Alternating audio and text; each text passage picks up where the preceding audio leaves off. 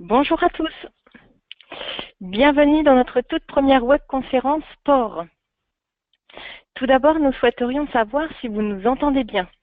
Donc pour cela, vous pouvez utiliser le menu qui est situé en haut à droite de votre écran. Vous cliquez sur la petite flèche orange et vous allez dans la zone des questions. Et vous nous disiez où. Ah, parfait. Monsieur Belli, oui, merci. Et si le son est mauvais, vous nous le dites aussi. Voilà, donc dans cette zone de questions, vous pouvez réduire la zone dédiée au webcam si vous le souhaitez et réduire également ce panneau de configuration pour optimiser l'écran. Voilà. Donc il n'y a que Monsieur Belli qui m'a répondu. Est-ce que vous êtes plusieurs à être connectés? Voilà. Très bien, merci Gaëtan. C'est bon. Donc, je suis Amandine, responsable marketing client et j'accompagne aujourd'hui Christelle, chef filière port. Bonjour à tous. Donc, nous allons vous présenter aujourd'hui les principales nouveautés de la version 2017 port. Nous n'aborderons pas aujourd'hui le paramétrage associé aux nouvelles fonctionnalités. D'accord? Donc, c'est vraiment une présentation orientée utilisateur. N'hésitez pas à nous poser donc toutes vos questions dans la zone de questions, située donc dans ce panneau de configuration à droite. On essaye de vous répondre au fur et à mesure, si possible par chat. Et sinon, on répondra oralement à 1, 2, 3 questions à la fin de chaque thème.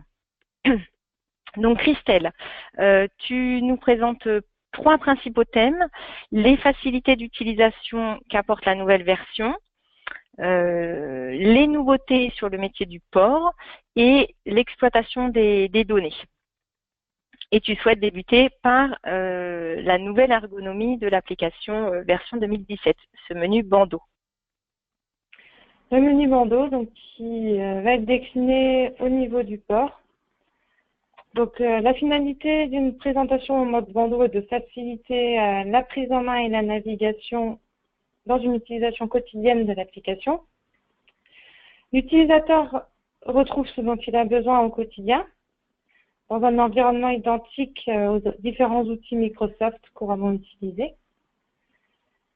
Donc, quelques avantages que l'on peut citer ici sur cette présentation bandeau, donc un gain de place à l'écran dans l'utilisation des feuilles de travail, une structuration visuelle des menus par processus métier, flux ou fonction, un ajustement automatique du bandeau, donc je parle ici de la taille des icônes en fonction de la taille de l'écran.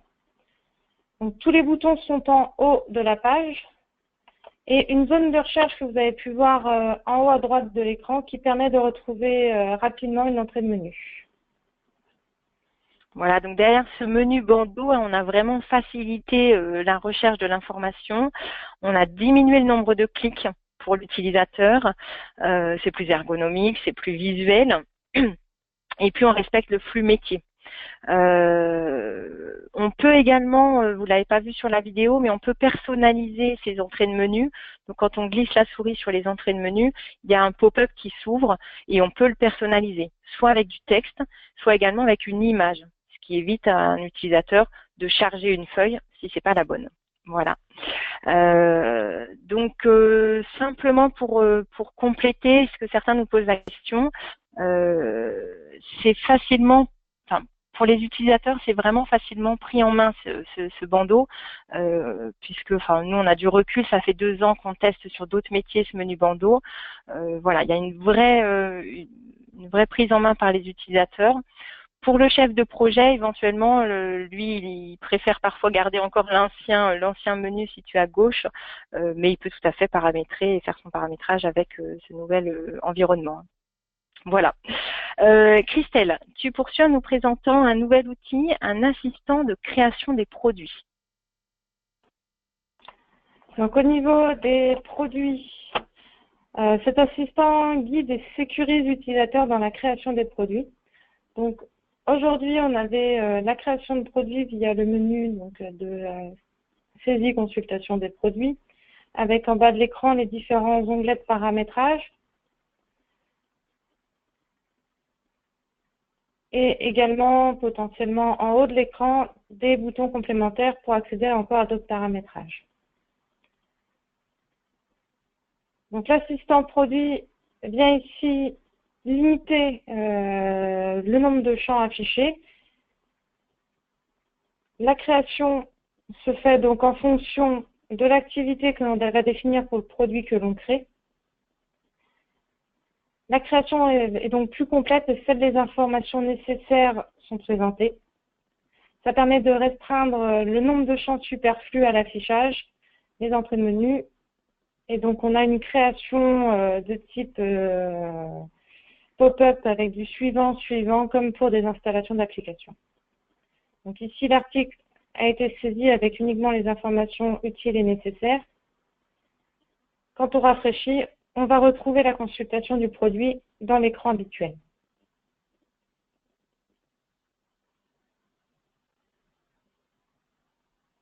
Avec les données qu'on vient de saisir.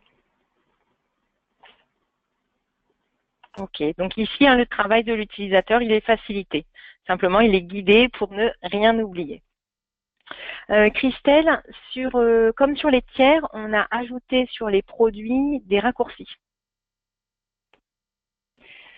Effectivement, donc existait déjà au niveau des tiers des raccourcis qui permettaient d'accéder aux factures, aux bons qui pouvaient être paramétrables. Au niveau des produits, on est venu faire la même chose, donc ça permettra d'accéder rapidement et simplement à l'ensemble, par exemple ici, des lignes de bons en cours dans lesquelles on retrouve le produit. Ces raccourcis sont, comme pour les tiers, paramétrables.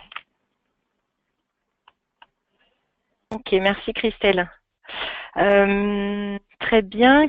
Alors, on a eu une demande, notamment en table ronde, en réunion client, qui était de pouvoir réactiver des tiers et des produits sans être administrateur. Donc, qu'avons-nous fait pour cela? Alors, la réactivation, effectivement, était aujourd'hui, que ce soit pour les tiers ou les produits administrateurs. Donc, il a été décidé de créer des entrées de menu permettant de consulter l'ensemble des informations de ces deux référentiels, que ces informations soient encore utilisées ou non. Donc, ça permet entre autres, donner accès à la réactivation. Pourquoi? Parce qu'en fait, sur ces entrées de menu, c'est bien l'administrateur de l'application qui va venir définir les droits d'accès et plus qu'Iris qui restera uniquement aux administrateurs. Très bien, merci Christelle. Un nouvel outil qui s'appelle Capture. Donc, pour faciliter la compréhension des anomalies par l'équipe support et leur prise en charge, on vous met à disposition dans cette nouvelle version un outil qui s'appelle Capture, qui vous permet dorénavant d'enregistrer une vidéo, notamment quand les chemins sont un peu complexes à expliquer. Et vous pouvez également utiliser cet outil en interne pour réaliser des tutoriels, par exemple. Cet outil fonctionne en mode autonome, ça veut dire que vous pouvez également l'utiliser indépendamment de Keris. D'accord? Si vous voulez faire un tutoriel sur Excel, ce sera possible. Voilà, donc un petit outil qui s'appelle Capture. Christelle, tu poursuis avec la navigation facilitée entre les bons parents et les bons enfants. Donc, une navigation ascendante et descendante, effectivement, qui permet d'accéder plus rapidement et simplement aux informations enfants ou parentes à partir d'une origine. Donc ici, dans l'exemple, on va accéder à partir d'un bon port à la facture liée. Mais également, si on se positionne sur une facture, on va pouvoir accéder à un bon ou plusieurs bons qui sont à l'origine de cette facture. Donc, ici, j'accède aux bons d'origine et je peux les consulter pour avoir l'ensemble des informations à l'origine de cette facture. Impeccable, merci. On en profite pour faire une petite pause. Est-ce que vous avez des questions sur cette première partie? Il y avait une question, M. Belli, on y a répondu. Une question était, est-il possible d'avoir une configuration, de saisir des différentes configurations pour l'assistant de création du produit, notamment en cas de champ utilisateur. Donc oui, c'est bien possible, c'est l'administrateur qui fera ça. Oui, en effet, oui. C'est les configurations des camps. N'hésitez pas. Est-ce qu'il y a d'autres questions? Alors, on a une autre question sur la navigation entre les documents. Est-ce que la navigation entre les documents est paramétrable selon les utilisateurs? Par exemple, Alors je oui, ne veux pas que certains aient accès à leurs factures. tout à fait. Donc du coup, cette navigation prend en compte les droits qui ont été paramétrés par l'administrateur, c'est-à-dire que si mon utilisateur n'a pas les droits d'accès à la consultation des factures validées, il n'aura pas plus accès via ces raccourcis. Ok.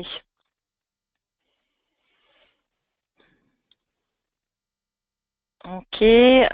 Sur le menu bandeau, une question un peu similaire à celle de ce matin.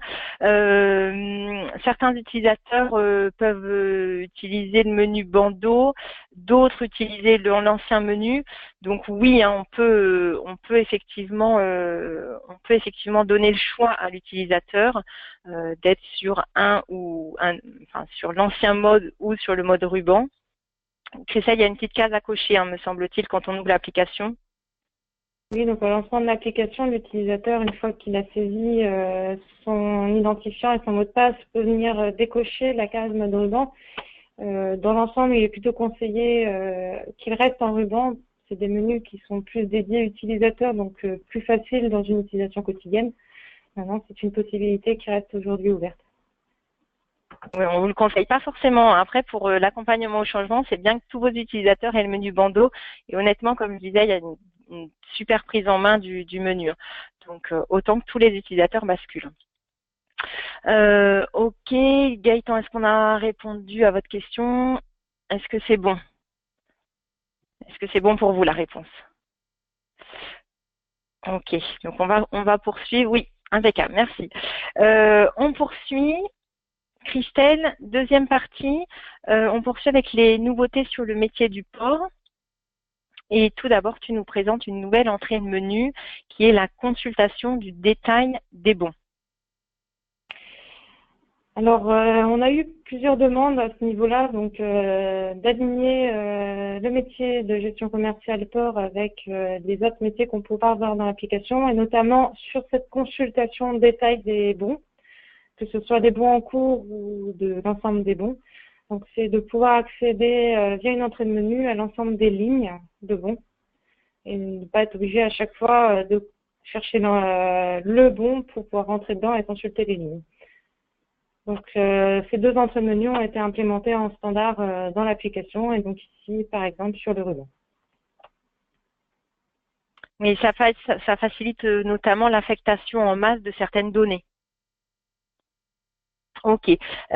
Christelle, que proposons-nous pour mieux identifier le nombre d'animaux affectés à un bordereau? Donc, a été implémenté au niveau du rattachement des bordereaux aux annonces un indicateur. Donc, une annonce peut être attachée à plusieurs bordereaux. Le rattachement est dans ce cas manuel. Donc ici, par exemple, le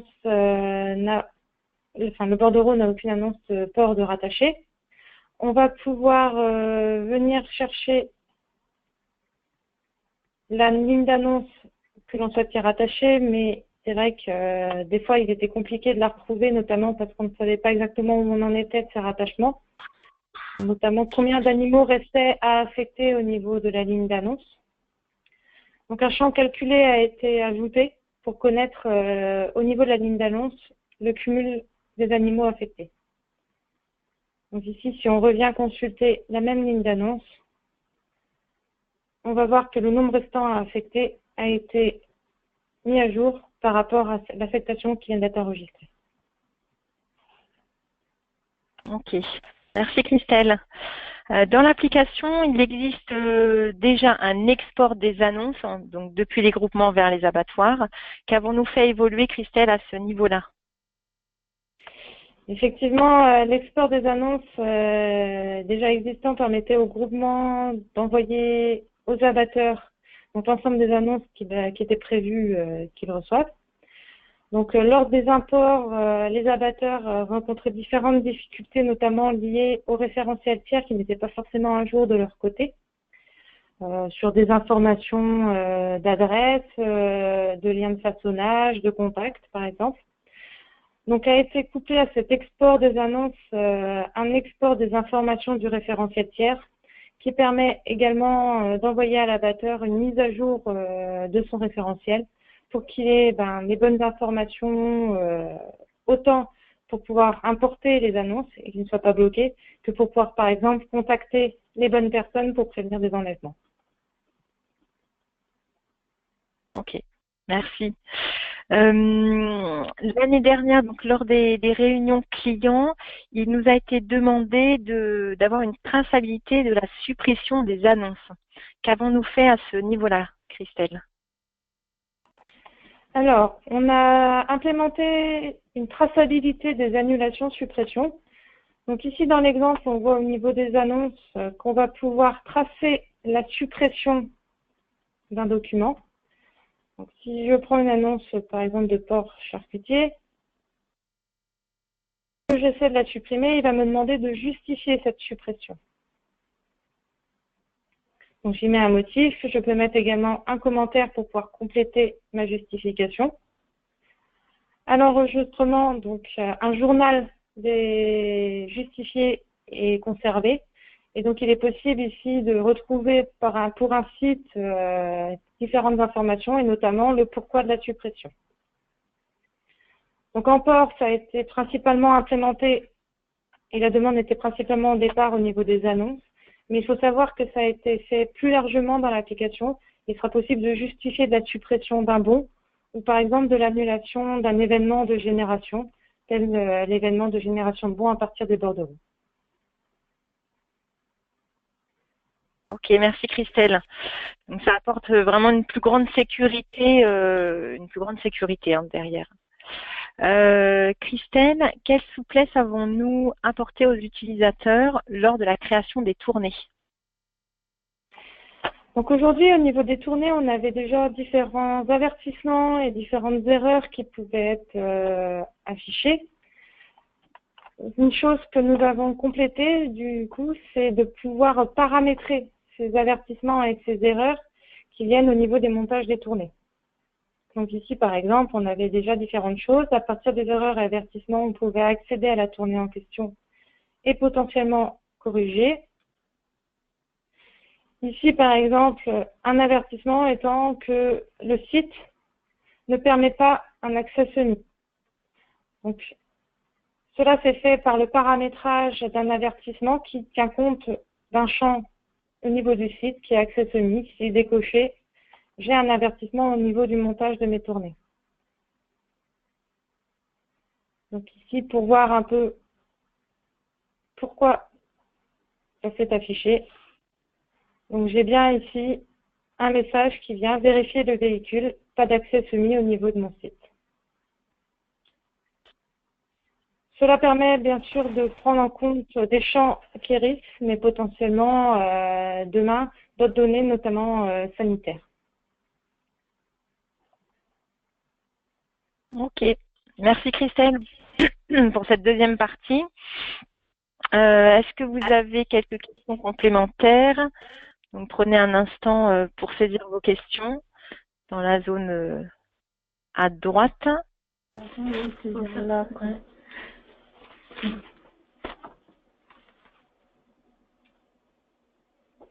Alors, une question Christelle. Est-ce que la traçabilité de suppression est obligatoire à chaque suppression d'annonce? Alors oui, taux de suppression doit maintenant être justifié pour pouvoir garder la traçabilité. D'accord. Ok. Sur les messages dans les tournées, voilà, c'est une question sur les messages dans les tournées. Est-ce que je peux paramétrer les messages basés sur des champs utilisateurs de la base tiers ou site? Alors oui, comme je le disais, le paramétrage a été mis en place pour pouvoir élargir les sources permettant de mettre des avertissements ou des erreurs au niveau du montage des tournées. Et donc notamment de pouvoir tenir compte de champs utilisateurs qu'on aurait pu implémenter au niveau du tiers ou du site. D'accord. Ok. Merci Christelle. On poursuit sur la troisième partie. Je regardais, c'est bon s'il y avait d'autres questions.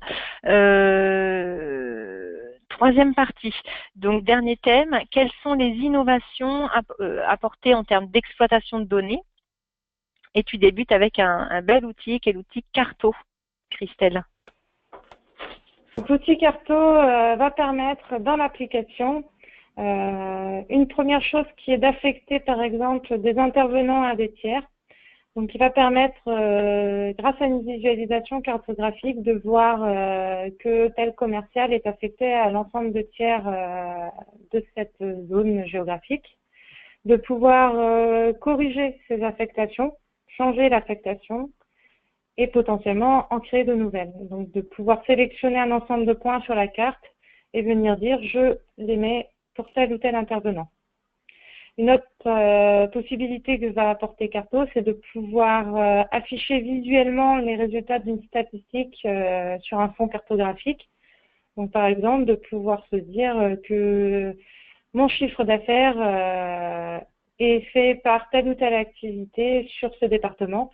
Donc d'afficher un camembert sur le département avec la répartition des différents chiffres d'affaires de chaque activité.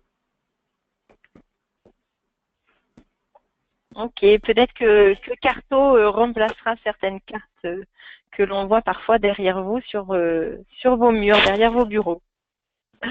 Christelle, tu poursuis avec le lien entre le numéro de tuerie et l'article commercial. Donc un lien entre le numéro de tuerie du bordereau et la ligne de bon générée a été mis en place. Donc ce lien permet de faire des statistiques plus fines en fonction de diverses informations de la ligne de tuerie et des informations de valorisation. D'accord. Donc on va retrouver la possibilité à partir du bon de voir quels ont été les animaux impliqués donc, dans l'article commercial. Ici sur le détail des bons, donc on voit l'ensemble des animaux. Donc à partir de là, il sera possible par exemple d'établir des statistiques en fonction des caractéristiques techniques des animaux ayant permis la génération de tel ou tel article commercial ou autre utilisation, de reconstituer le prix d'import en se basant sur les données d'abattage et les lignes de compte pour lesquelles il aura été retenu. Ok, merci Christelle. Le paramétrage, Tu quoi. poursuis, Le paramétrage, c'est étrange, on entend certains d'entre vous. Pourtant, le son est coupé pour vous tous. Bon, j'espère que vous nous entendez bien. On entend parfois une prise de parole par l'un d'entre vous. Donc, on poursuit avec un nouvel outil. Alors là, c'est un nouvel outil statistique qui est essentiellement dédié à nos clients experts. Donc, ce sont des tableaux, dits tableaux multisources. Et donc, Christelle, tu vas nous présenter quelques avantages de ces nouveaux tableaux. Ce nouvel outil de reporting permet de croiser dans une même statistique des données provenant de plusieurs sources. Donc, par exemple, il est possible de sortir un listing des tiers n'ayant pas été facturés depuis, par exemple, plus de 18 mois. Il va être possible de pouvoir ressortir les tiers qui n'ont pas de compte bancaire ou pour lesquels les informations de règlement n'ont pas été paramétrées. Et une demande qui était assez récurrente dans le métier du porc, c'est de pouvoir sortir un listing des éleveurs n'ayant pas annoncé depuis un certain laps de temps qui est à définir en fait en fonction de chaque structure. Et donc de pouvoir construire une stack telle que celle que je vous montre à l'écran.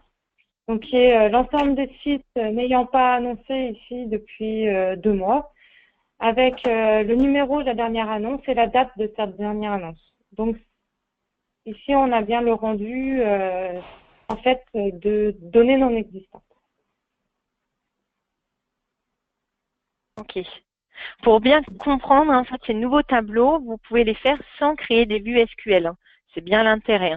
C'est de rapprocher des tables pour lesquelles vous seriez passé par des vues SQL en temps normal. Voilà. Donc des stats sur des données non existantes. Très bien. Christelle, l'application Canet se rapproche toujours plus du potentiel de l'outil Excel, notamment avec ses mises en forme conditionnelles. Est-ce que tu peux nous les présenter? Donc, Effectivement, il est possible sous Excel de faire beaucoup de mises en forme conditionnelles pour avoir des rendus très visuels. Donc, dans un souci toujours d'améliorer les rendus à l'écran de l'application, potentiellement aussi en impression, les tableaux d'analyse et les cubes vont permettre d'utiliser ces outils de mise en forme conditionnelle. Donc, de pouvoir identifier, par exemple, des lignes extrêmes d'un simple coup d'œil. Donc, ici, en affichant, par exemple, sur les montants, des petits graphiques en forme de barre pour pouvoir identifier rapidement des lignes un peu étonnantes. Il est également possible de mettre en couleur ou pas différents éléments, mais aussi de faire ressortir par exemple, 10% meilleurs ou 10% moins bons. Donc ici, on voit des 10% meilleurs qui viennent s'afficher en vert. Et donc, c'est des choses qui vont également être possibles au niveau des cubes.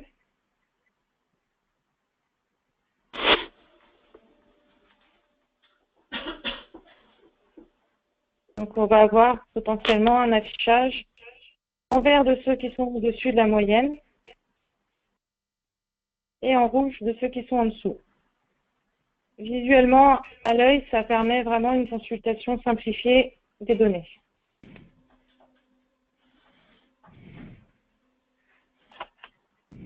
Alors, c'est le moment pour vous de poser vos questions. Et Christelle, on a une question sur la mise en forme conditionnelle.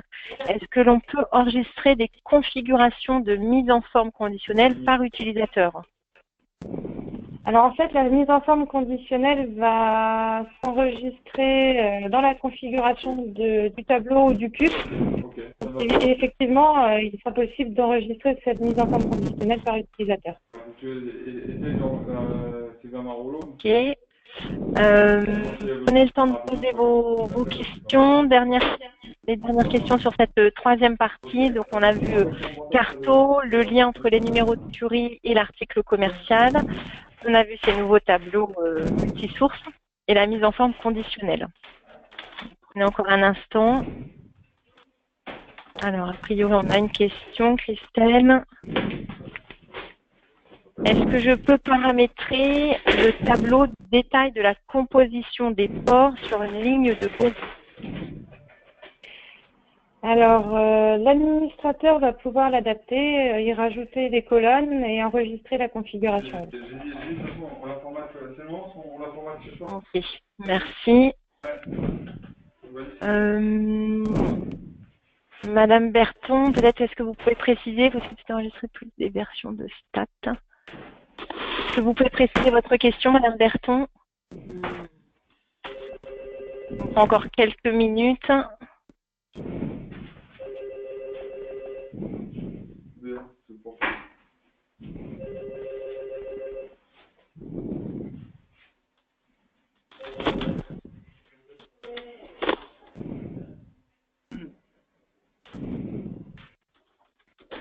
Là.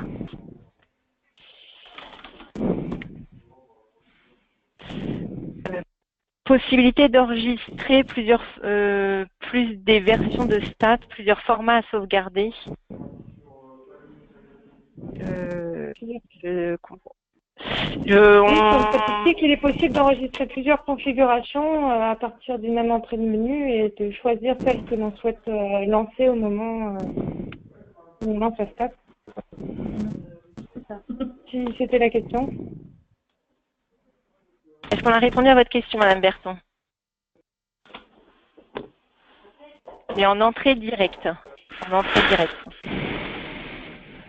Ah oui, au travers du menu bandeau, il va être possible d'avoir plusieurs accès à une même feuille. Mais du coup, ça va être vraiment lié au bandeau. Ok. 15h29, je vous remercie. On a terminé notre présentation. Merci pour votre participation. Vous pourrez visualiser de nouveau la webconférence en replay. Je vous enverrai un lien si cela vous intéresse. J'aimerais beaucoup que vous nous fassiez part de vos impressions sur ce mode de communication qui est court. 30 minutes pour présenter quelques nouveautés. Éventuellement nous suggérer d'autres sujets, d'autres thèmes que vous aimeriez voir aborder sous ce mode de communication. Voilà, donc si vous pouvez prendre quelques minutes, je crois qu'il y a 5-6 questions dans le questionnaire que vous recevrez d'ici 1 heure. Voilà, merci beaucoup. Merci, je vais vous dire au revoir. Au revoir.